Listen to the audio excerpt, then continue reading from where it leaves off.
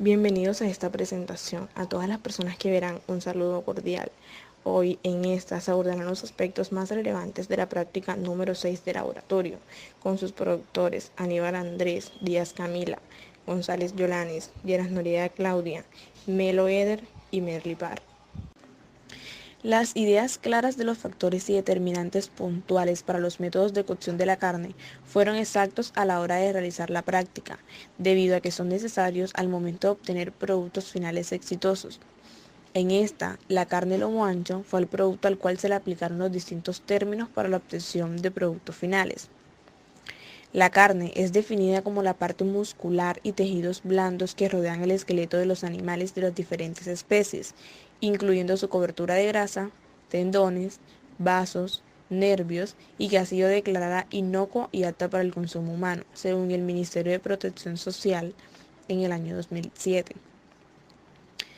En este caso se usó carne fresca, aquella que no ha sido sometida a procesos de conservación distintos a la refrigeración. Los objetivos de esta práctica fueron conocer la preparación de las carnes rojas mediante la aplicación del calor seco, con el fin de obtener distintos términos de cocción, entender la relación tiempo, temperatura y su importancia en el proceso de cocción de la carne, además de analizar las distintas reacciones bioquímicas que ocurren durante estos procesos. En la práctica de términos de cocción de la carne se utilizó como materia prima 4 rebanadas de lomo ancho y aceite vegetal.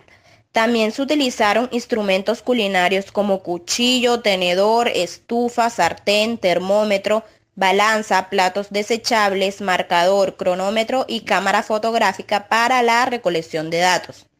Como primer paso se procedió a lavar los utensilios a utilizar y a limpiar el área de trabajo.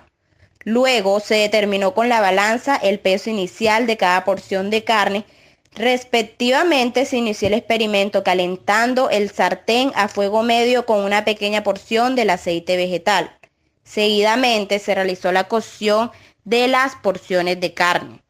Cada término de cocción se tomó el tiempo indicado con ayuda del cronómetro y se capturaron las fotos necesarias durante todo el proceso. Se comenzó con el término rojo inglés, donde se sometió la carne a calentamiento durante 2 minutos y 15 segundos por cada lado. Al haber finalizado el tiempo, se retiró la carne del sartén y se colocó en un plato previamente rotulado. E inmediatamente se midió la temperatura interna de esta con el termómetro de punzón y se reservó la carne en el plato sobre la mesa de trabajo, mientras se procedía con los demás términos de cocción. La segunda cocción que se realizó fue el término medio, el cual era a un calentamiento durante 3 minutos por cada lado, y luego se tomó la temperatura interna de esta. La tercera cocción fue el término 3/4, con un calentamiento de 4 minutos por cada lado, y después se le midió la temperatura. Por último, se hizo el término bien cocido, el cual su calentamiento era de 5 minutos por cada lado y al cumplir el tiempo indicado se midió la temperatura. Luego de haber reservado las porciones de carne en sus respectivos platos rotulados, se procedió a medir el volumen de los líquidos perdidos. Y luego de esto se identificó el peso final de cada porción de carne empleada en el experimento.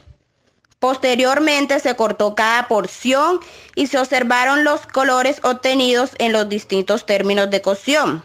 Finalmente se realizó el análisis sensorial de cada una de las porciones de carne.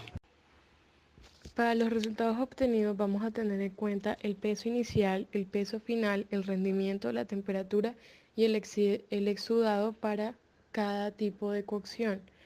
Para el término rojo inglés vamos a encontrar que el peso inicial fue de 118 gramos, mientras que para el peso final encontramos que fue de 103 gramos, mientras que el rendimiento nos dio 87.28, su temperatura 55 grados centígrados y su exudado 10 gramos. Para el término medio encontramos que el peso inicial fue de 121 gramos a comparación del peso final que fue de 102 gramos. Su rendimiento nos dio 84.29% y su temperatura 66 grados centígrados. mientras que su exudado nos dio 12 gramos. Para el término 3/4 encontramos que el peso inicial fue de 115 gramos. Su peso final tuvo 89 gramos y su rendimiento fue de 77.39%, mientras que su temperatura alcanzó los 64 grados centígrados teniendo un exudado de 9 gramos. Para el término bien cocido, vamos a encontrar que su peso inicial fue de 111 gramos, su peso final de 78 gramos y su rendimiento de 70.27%, para alcanzar una temperatura de 74.7 grados centígrados y un exudado de 8 gramos. En cuanto a las características organolépticas, encontramos que el término rojo inglés obtuvo un color rojo fuerte, un olor agradable, igual que su sabor y una textura suave y jugosa. Para el término medio encontramos que fue un rojo un poco más pálido, pero aún así mantuvo su sabor y olor agradable y una textura un poco suave y una jugosidad representativa.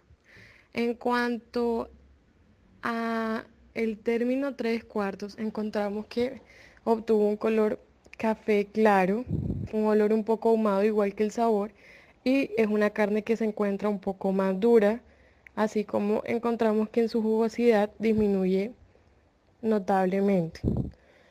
Para el término bien cocido encontramos que el color fue café oscuro, su olor y sabor un poco ahumado y su textura fue un poco más dura.